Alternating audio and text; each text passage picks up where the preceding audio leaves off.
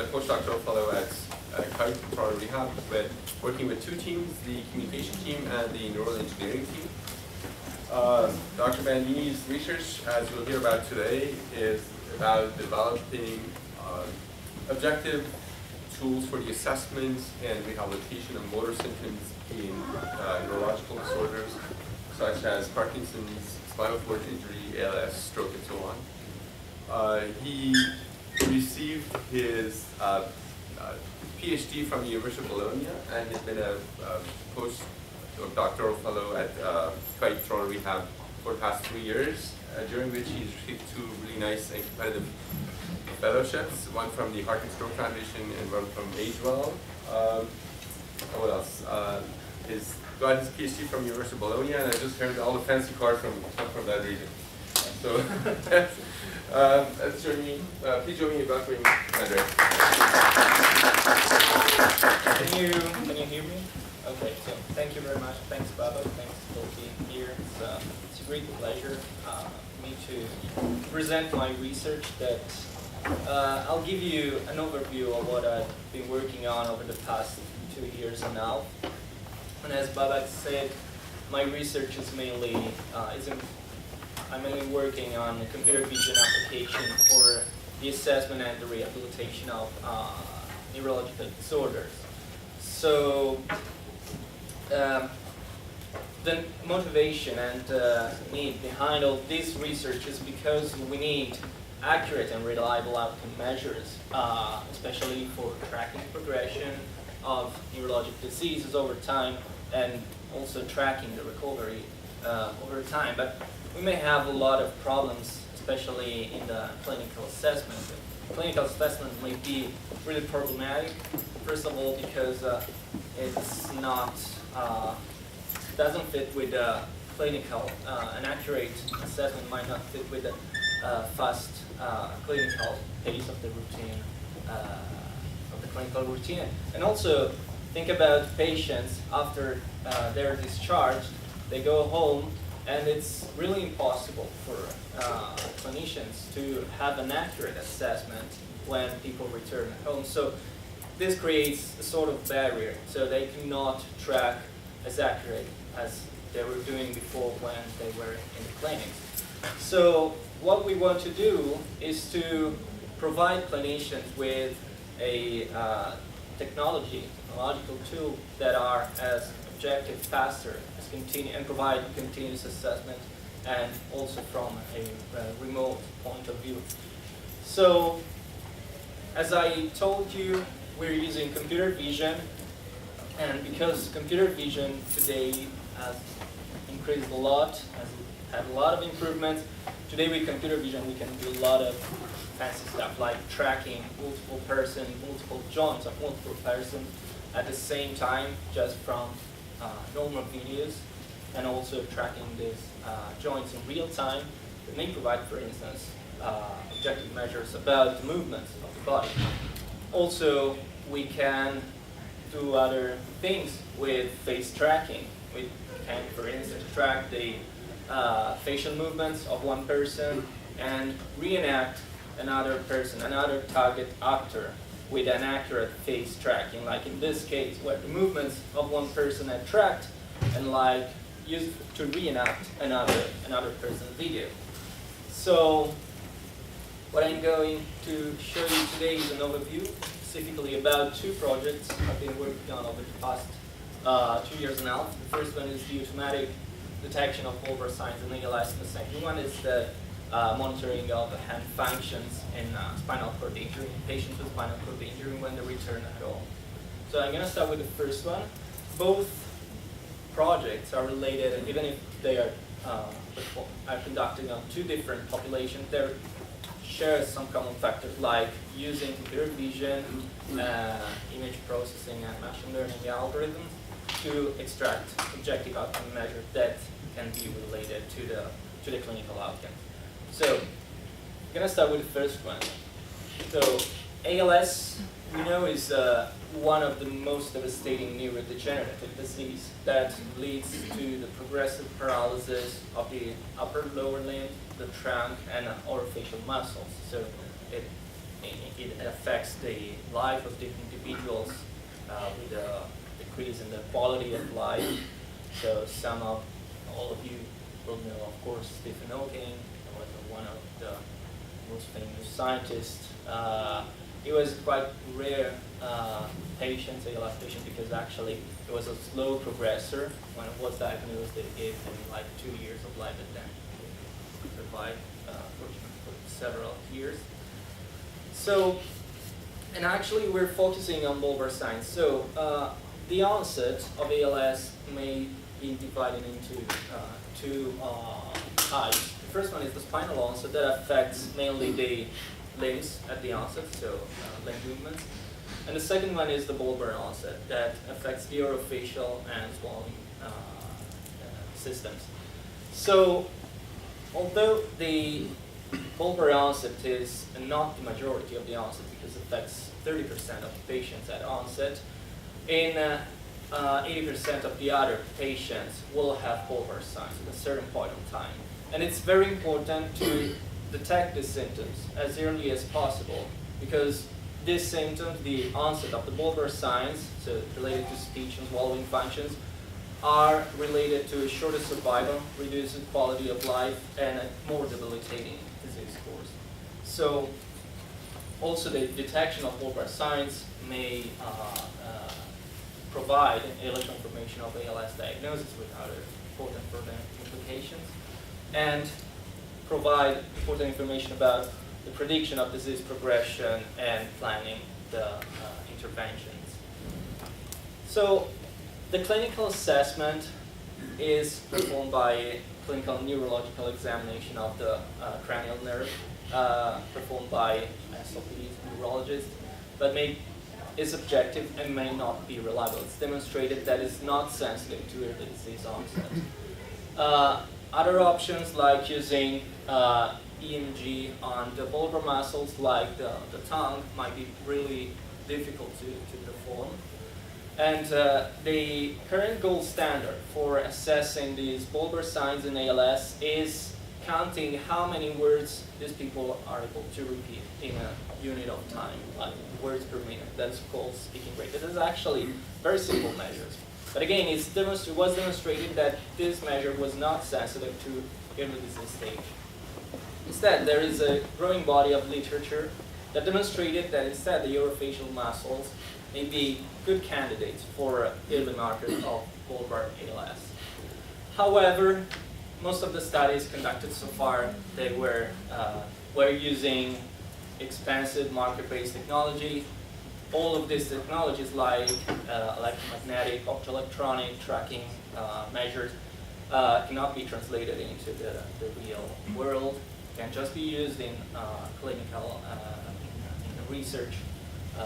So why not using the recent advancement of computer vision, in particular face tracking, to try to track the facial movements in 3D, since we have a lot of tools. This is an overview of the improvements that we have in computer vision related to analysis of the face movements over time, starting from the 90s, where it was a great achievement just to detect the face, the eyes, or patches around the mouth, or just detecting with some models what was the shape. And now, you can see to the right image, we are able, just from a single image, to detect a lot of facial landmarks, not only in 2D, but also trying to estimate the 3D pose of these landmarks. Also, I mentioned that we would try to mimic what we could do with a marker-based technology, trying to estimate these movements in 3D. Starting from 2010, we have a release of a lot of depth sensors. So cameras that can reconstruct, for instance, the shape of objects, or in this case of the face in 3D, starting from the Microsoft Kinect, that was one of the first, and arriving now with the iPhone 10 that has an embedded depth sensor where we can use for reconstructing the 3D shape of the face and use as face to improve the performance of face recognition. So the aim of the study was to develop and validate a contactless video-based technology for studying orofacial movements. So trying to detect the bulbar signs in ALS with face tracking and depth sensors, and also identify some of the tasks that may provide more information, that identifying the tasks that were more predictive for this type of classification. So we recruited 10 patients with ALS, the ALS clinic in Sanguru, and 8 matched control subjects. This is some of the clinical information. And we asked the patients and the healthy participants to repeat some of the most common tasks in SLP that are using for the assessment. And we recorded the face of the subject using a 3D sensor, like the Intel one, that provide 2 streams of videos, color one and a depth. I'll go in depth in the next slide. So these are the tasks. We asked them to repeat some speech and non-speech tasks that are commonly used, like repetition of a sentence, syllables, or repetition of facial movements, like maximum jaw opening, lips spreading, like pretend to spread to smile, spreading your lips and keep your lip closed, and also during a rest position to have a baseline for each participant. And as I said, we collected 2 types of videos with this camera. The first one here is a color video, standard video that you can collect, you can record with a normal webcam. The second one is a depth video, where each pixel codes the distance from the camera to the face. So in this case, the brighter is the pixel, the closer is the distance from the camera. So with this information, the depth information, the distance from the face to the camera plane, we can reconstruct the 3D shape of the face. The second step, I call pre-processing, actually involves several sub-steps like face alignment. I'll explain later what it is. Reconstruction of the facial landmarks in 3D, and after this, we are extracting some kinematic features that are useful for clinicians, not only for us to do the classification, but also for clinicians to do prediction. And then we classify whether or not that participant was with ALS or not. So the pre-processing step, as I said, is composed of the first step that is called face alignment. So given an image, we apply this algorithm, this face alignment algorithm, that is able to locate a set of facial landmarks on the face, like identifying where the eyes, the nose, the mouth, and the lips are. So, so far we're still working into this, so we need to add additional information to reconstruct the shape of the face, and that's why we use the depth image. So, aligning the depth image to the color image, we just need to sample the depth image in the same location to extract the distance of each landmark from the camera, and then reconstruct the 3D shape of the face that is reported here. So, for each frame, basically, we obtain this kind of model for each participant.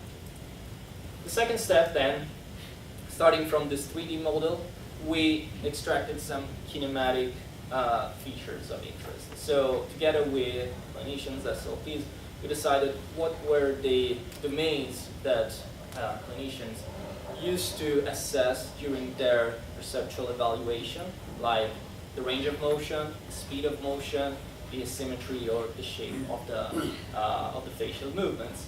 So we extracted, for instance, the velocity on the horizontal vertical axis, the area of the lips, surface of the defined by the points of the lips, the cumulative path traveled by the lower lip, because it was demonstrated previously to be a very accurate marker for distinguish different stages in ALS, not only between ALS and controls.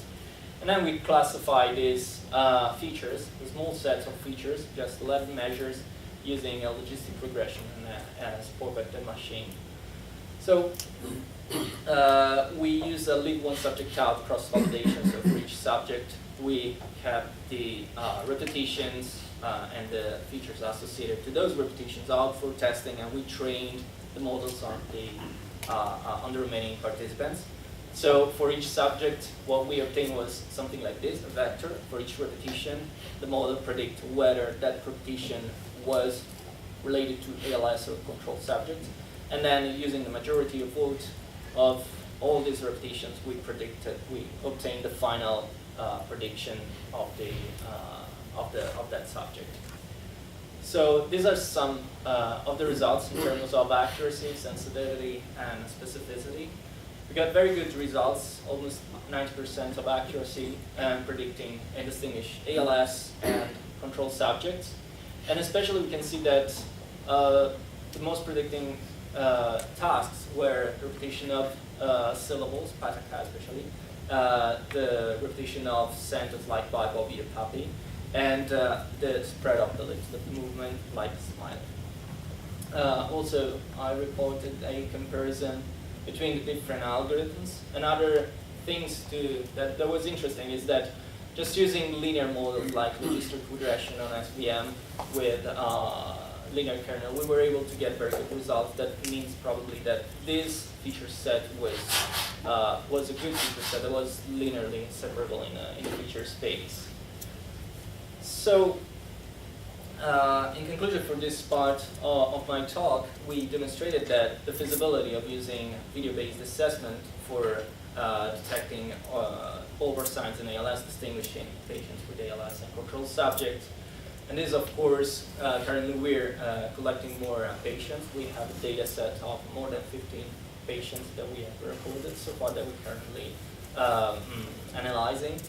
And also, this opens new possibility to support clinicians in provide an accurate assessment as soon as possible, as early as possible.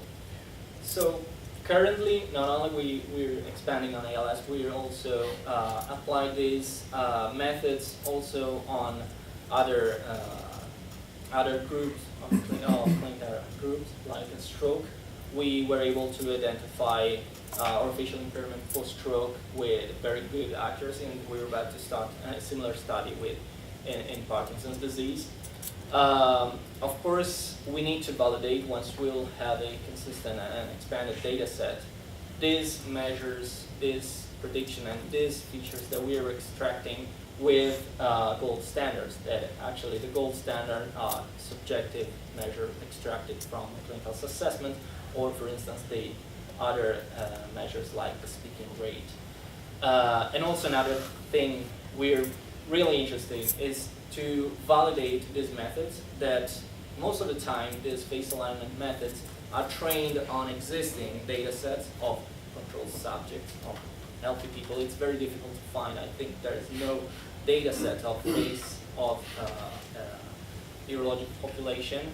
So we want to see what is the robustness against, for instance, the presence of clinical variability.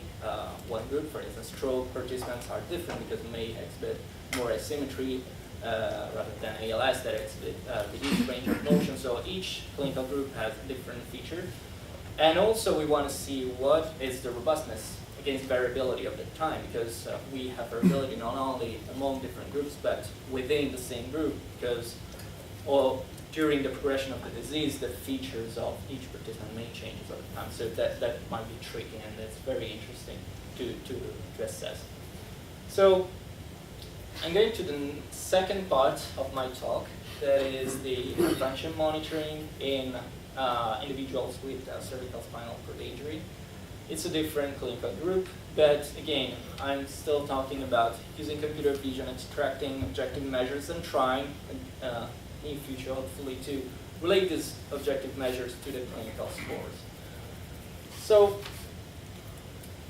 cervical spinal cord injury results in the paralysis of the upper limb, lower limb, trunk. So everything below the level of injury is disrupted. The signal is disrupted, so you may have impairment of upper limb, lower limb, and the trunk. So it really reduce the quality of life and a community participation of these people. It was reported that for cervical spinal cord injury, for these people, the functional use of upper limbs and the hands is the top recovery priority. So it's really important for them to regain some kind of independence through functional use of the upper limbs. So currently, there are some gaps it's might be difficult to access rehabilitation service, might be an obstacle.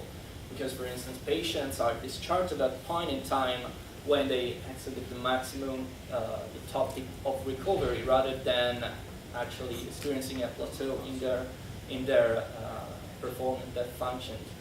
And also here in North America, it's really difficult to get very good results in terms of outpatient care due to distance. For many of them, living in the far community, it might be really hard to get out to have access with the rehabilitation centers.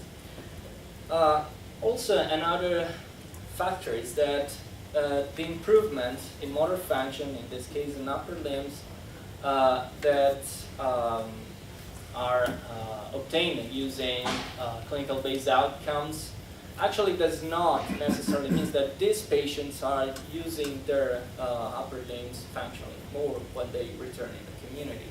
So there is an urgent need to find novel outcome measures that can describe the impact of the new interventions in the daily lives of these individuals with cervical spinal cord injury. So why not using remote monitoring? Monitoring remotely these participants when they return at home would make it possible to track functionally the recovery and to provide individualized rehabilitation strategies. So, however, some of the existing technology like wrist-worn accelerometers like the Fitbit are not able to describe the function or the context of the movement. For instance, they can measure how many times I move my arm, how many steps I make, but they're not able to detect if I'm holding a bottle or what kind of activities I'm involved. So other options like sensor-based gloves might interfere with a sensation and with actual interaction, especially for people with reduced hand function, with reduced strength and sensation due to the injury. So why not using, again, computer vision? For instance, we had, over the past few years, popular increase of use of wearable cameras like in entertainment, sports, where we can watch what the referee is watching during the hockey, rugby games, or for entertainment when people go out skiing or surfing, they can put this camera on their head and making us watch what they're seeing. So the advantages of these cameras are that the devices are recording exactly what the users have in front of them. So as a consequence, the field of view, the camera is focusing on the attention, on the activity of the participant, where this people is involved. And so in this case, hands, where we want to focus our attentions, are in many cases in the center of the image, and occlusions are minimized. So previously, there's a lot of research in hand-based methods in first-person vision or egocentric vision that we're trying to screen, or we're currently writing a review paper trying to see what are the most important algorithms. And we basically divided all the papers into 3 groups, like papers focusing on localizations. So those papers were given the videos recorded with a GoPro camera, are interested in locating the hands as accurately as possible, or locating all parts, joints of the hands. This is the first level. Then we can use this low-level information to provide, for instance, some of the interpretation, what the hands are doing, for instance, what are the gestures, to provide like hand gesture recognition or activity recognition to info what the hands are doing. For instance, I'm holding a bottle, recognizing both the object and the hand, and trying to classify what is the current action. And also, the final step is to use these methods for applications like life logging, human-computer and human-robot interaction, and upper limb rehabilitation. In terms of the clinical group, we're focusing on spinal cord injury. previously, there were good results in terms of detection of the hands, detection of the interaction of the hands, both using a colored gloves to simplify the segmentation and the identification of the hand, or using with bare hands using object detectors. However, all these results were obtained in a controlled environment in the home lab. So the objective is to replicate these results, starting from the hypothesis that quantifying the frequency and the duration of the hand-object interaction would be a good marker for successful rehabilitation outcomes. And we want to translate the previous results into the home, so in patients that were discharged and now living in the community. So this is an ongoing study. I started working on it in September. So I'm showing you some of the inclusion-exclusion criteria. Basically, we're recruiting individuals with cervical spinal cord injury that have some sort of impacted movements on the upper limbs, of course, because otherwise it doesn't make any sense to detect the interaction with the objects if they're not able to perform any of these actions. And we want to monitor these participants at home. So this project is divided into 3 steps. The first step is I'm administering a clinical assessment to determine what is the level of strength, sensitivity, and prehension of the upper limbs. And then I train them to use the wearable cameras when they're returning at home. The participants are supposed to record 3 sessions of at least 1 hour, 1 hour and a half better, of activities of daily living. More details in the next slide. And after the 2 weeks when they recorded these videos, I collect these videos, collect the cameras, and of course I'll run a questionnaire with some questions about what was it like using a wearable camera technology at home, so more related to the acceptability of the technology to determine what kind of issue we can have in this kind of study. So for now we have recruited 5 participants plus other 3 participants who were collected last year in a pilot study.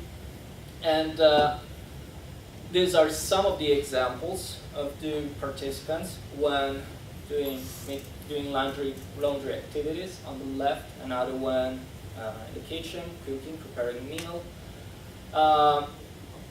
It's really important to highlight that, of course, we need activities of daily living, but this process was obtained through an interview with the participant to understand what were the activities that these individuals perform at home, what is the routine, to determine some sort of time window during the day when we can record the videos, because of course I imagine that there are some privacy concerns related to personal information. So for instance, we ask them to record when they are at home and not in public, because of course going in public with a GoPro on the head we will need to ask the consent form to 100 of people. That's not feasible.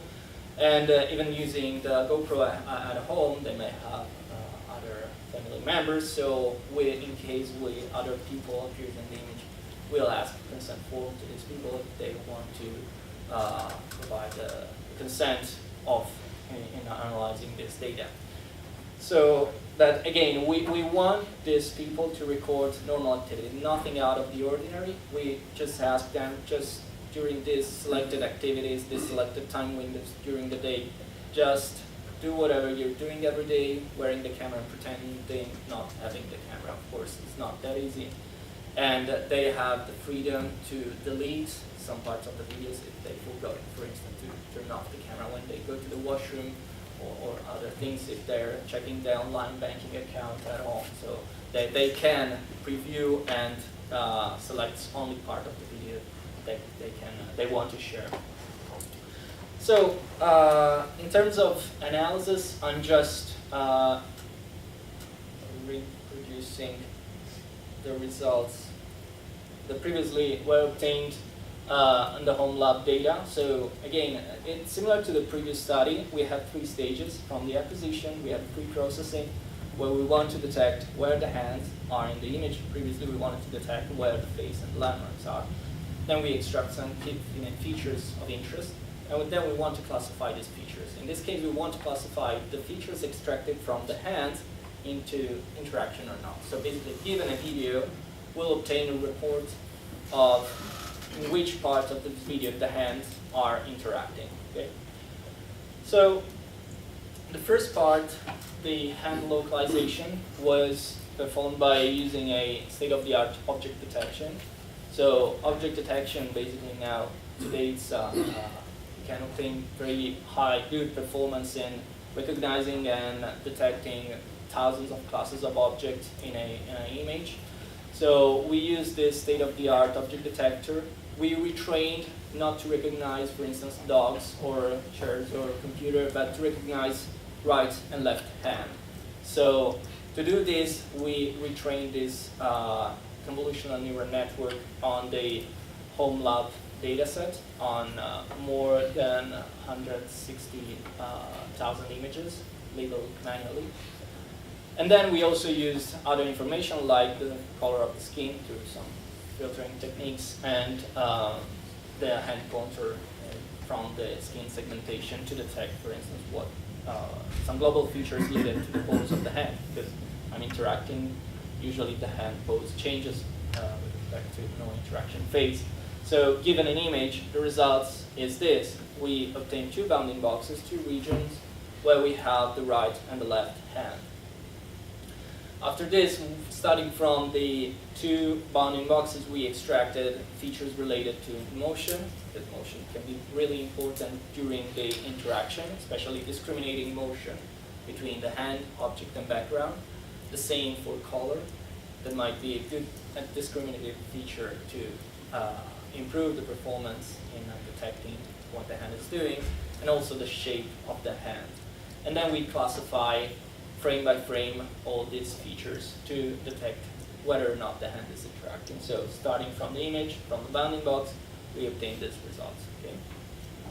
So the first results obtained at home on the 3 pilot subjects were very promising, because actually in terms of F1 score, so it was a measure that is related to the performance, the accuracy of the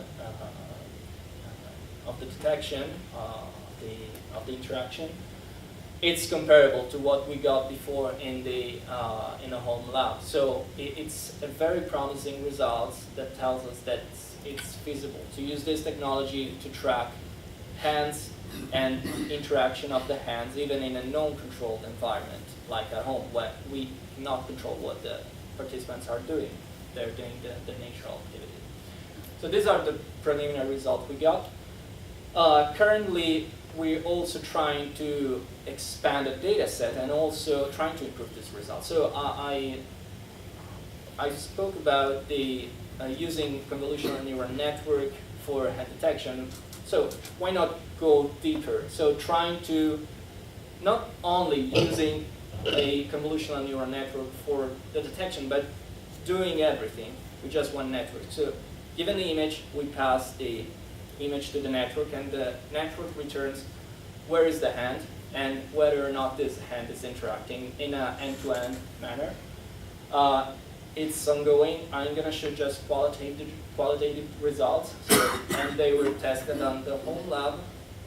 For instance, in this case, we got good results in terms of determining whether or not the right and left hands are interacting while this participant is trying to close the bag with the tennis balls. So most of the frames when is actually interacting are detected as interaction. We have still have of course some issues, but of course this is a preliminary result. For instance, in this case, in the first part, with the right hand, the patient is driving the wheelchair, so it's correct. That is, the hand is detected as interaction. But when we look at the left hand, is detected as interacting, but actually it's not interacting because it's just holding the hand on the armchair. So it might be due, for instance, to reduced hand function that make this hand look similar to the other hand, even if it's not doing anything. Another example is, for instance, in this case, where the participant is asked to cut the banana and is trying to hold the knife, but you can see cannot move the fingers, so it has to adopt another approach to hold the knife, and then in this case it's detected correctly. Okay? At the beginning the network has some problem detecting the hand that is interacting because actually it's not moving the hand, so probably makes sense. Probably this problem is due to the fact that in the training set there isn't many examples like this where the participant is interacting with an object without adopting a standard hand posture. So in conclusion, we demonstrated feasibility of using automatic and the object interaction detection even in the home environment.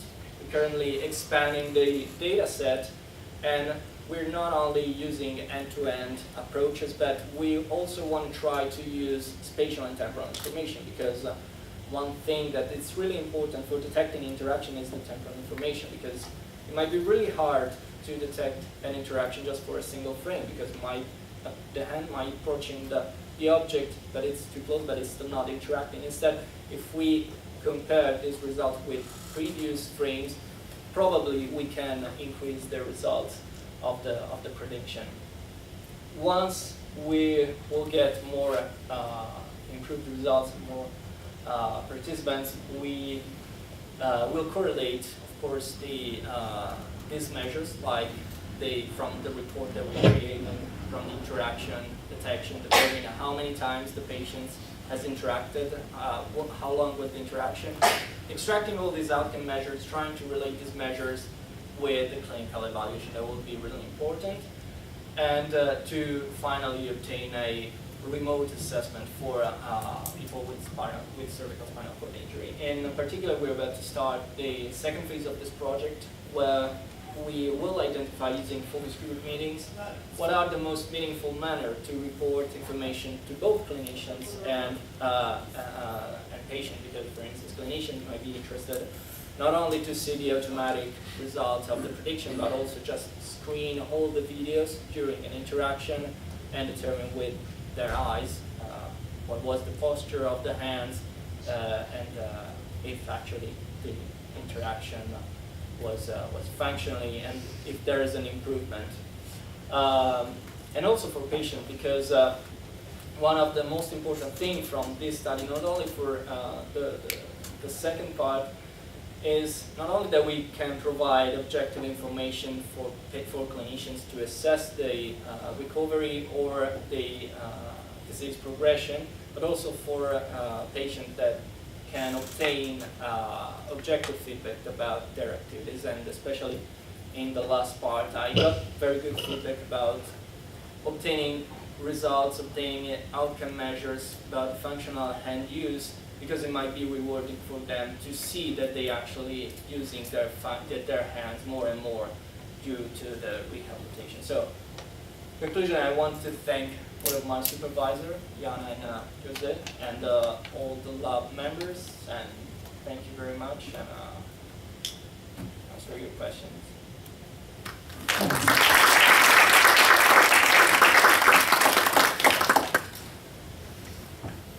Questions? Thank you very much. It was a very good presentation.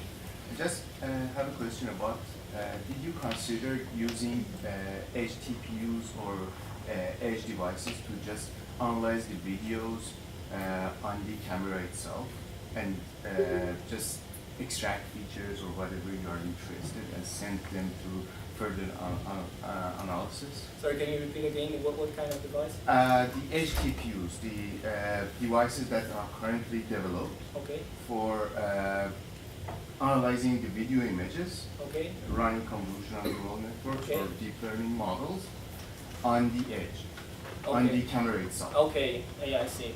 So this way you will just remove that barriers? Yeah, yeah, you're right. It's actually one of the bottleneck of this study. That is, we ask them to record the videos, and then I have to go to their home to collect the videos and then analyzing offline. And it's one thing that we're trying to see. That I don't know if we have with this kind of camera the powerful to analyze videos in quasi real time and then transmitting the information to the clinic, to the patients, to the clinicians.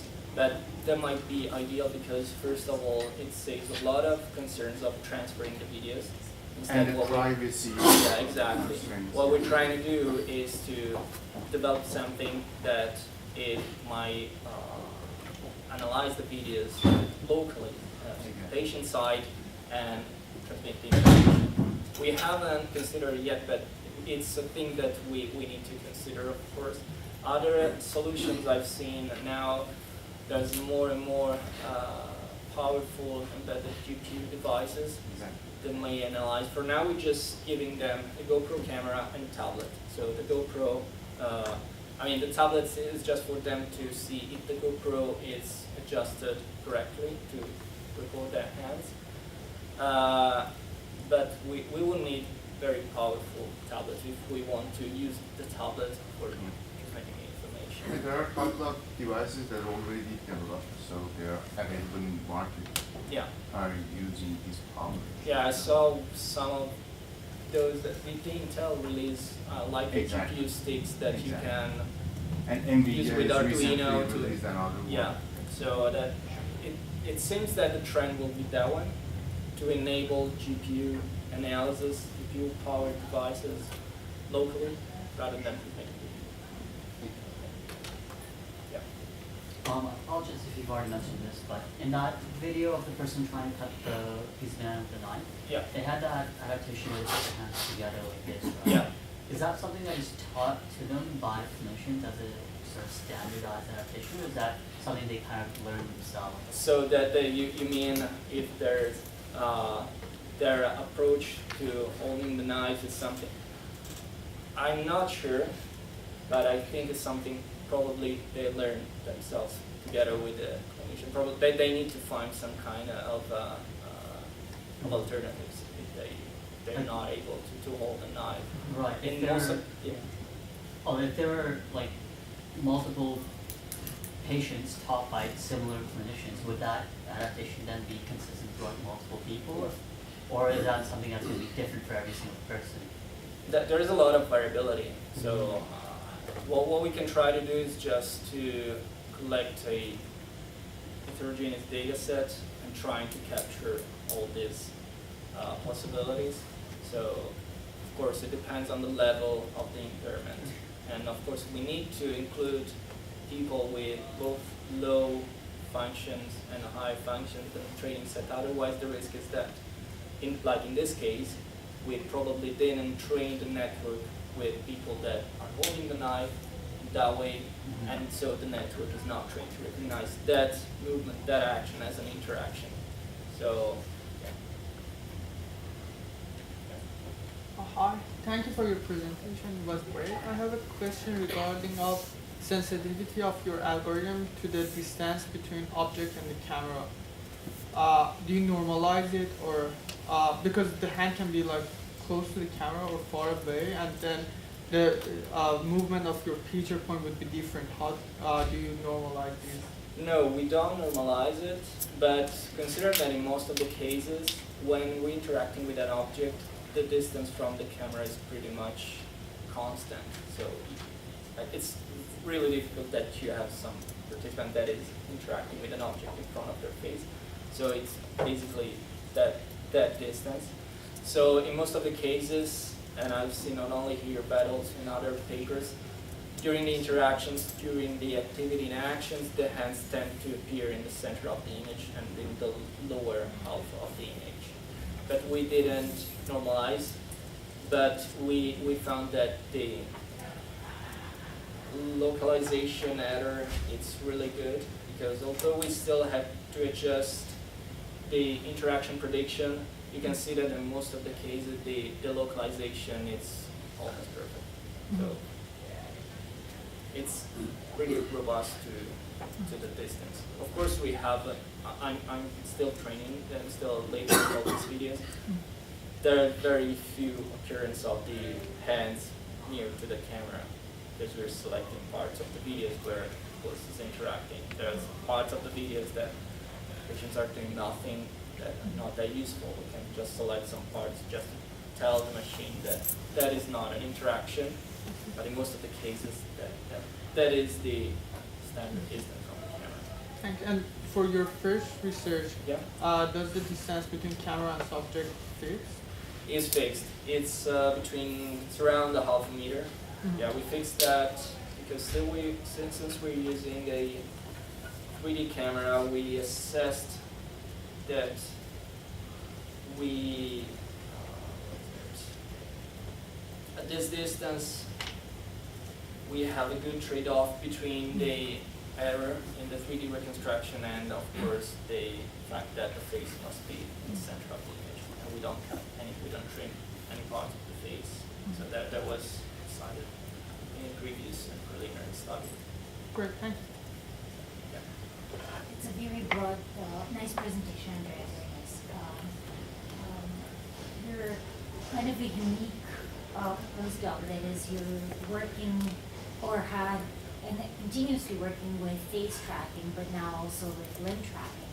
So the broad question is, can you reflect on your experiences, maybe similarities, differences, and possibly challenges of tracking face versus tracking limbs, upper limbs? Yeah. One of the challenges that I mentioned partially is related to the bias that we can get this algorithm. That if they're not properly trained, it's really hard to get accurate results. For instance, in the first case, we're analyzing the robustness of the face alignment when applied to clinical population, in particular face alignment algorithm trained on healthy subjects. And we saw that there's an increase of the error, for instance, in post-stroke, because these algorithms are not trained to detect faces with the highest symmetry. In the second part, and that's the example of the banana, since for that participant is a strategy that he adopted to cut the banana, to hold the knife with the hand in this way, it's really hard for the network to detect that is an interaction. So the challenge, in my opinion, is to translate the existing algorithms into clinical populations, because there's so much variability, both among different populations and within the same population. So that's, in my opinion, one of the most interesting challenge that we're currently addressing. What is it? Even in this case, for instance, that probably it's misleading for the network to see the hand that is interacting, and then the hand is just resting on the arm hand, and it's predicted at the beginning as interaction. Then probably the network changed its mind and detected as non-interaction. In this case, of course, it is preliminary result. We just trained with 30,000 frames. That's quite a low number compared to the localization error that the localization algorithm that was trained on 160,000 frames. So of course, the more frame you put into the network, the better is the result. But this can be generalized to any application, not only hand tracking, but also body movement.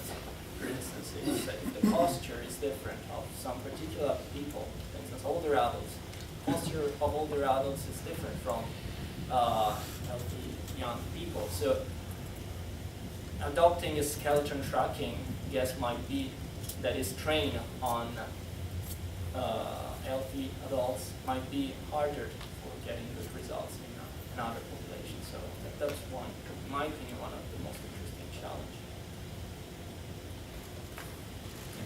How do you allocate 70,000 pounds? You mean with the hand?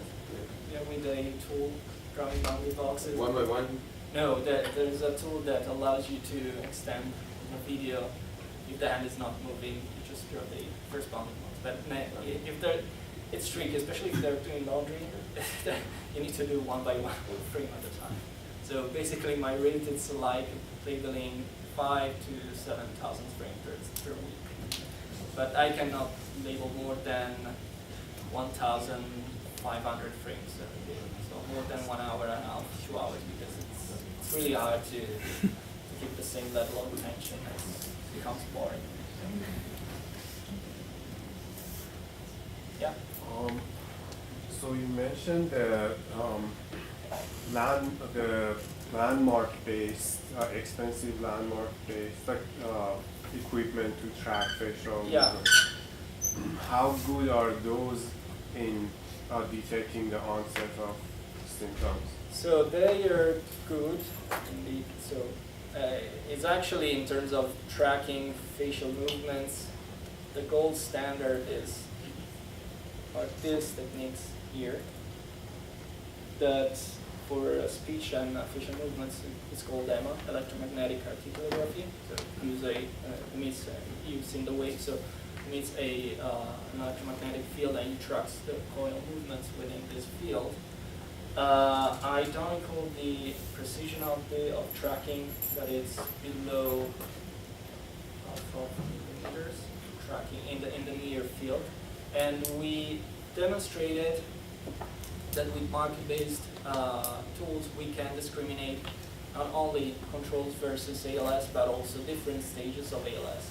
That is really important to predict the decline in the speech or facial functions to provide intervention as early as possible. So for now, we're still getting very good results with market-based technology, but we hope, we're confident that getting more and more data, especially in the different stages of ALS, can get good results as well with the video-based tracking. Yes? When you were talking about the regression models that you were using to try and classify bulbar ALS, did you get a sense, I'm not sure if you've tried forward regression versus backward regression to try to understand which terms in the algorithm actually are more predictive or attribute to that? Yes, I actually did it in this paper and was interested. I didn't report in the slide, but I can tell you that among all these measures, the most predictive were the range of motion and the speed. And this is consistent with what the clinicians are watching during their assessment. Yeah. Because especially in ALS, it's really important to understand how the movements are decreasing in speed velocity and what the range of motion. And one of the main characteristics of bulbar ALS is that there's a certain point where range of motion increases, probably as a compensatory strategy with reduced tongue movement, and then decrease it abruptly. And are these terms sort of explain 100% of the model, or do you think there's still other terms that There's still other things, yeah. I think there's still other terms. In another paper using market-based technology, we also used acceleration and jerk. Yes. And using the jerk, we demonstrated that actually not only the movements become slower, but they are smoother.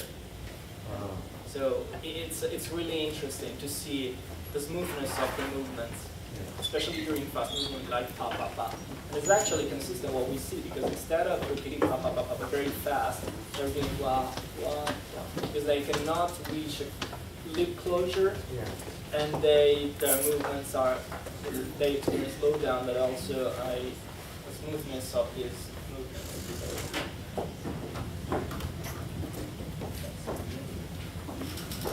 1 o'clock and I have to go, so let's thank the speaker one more time.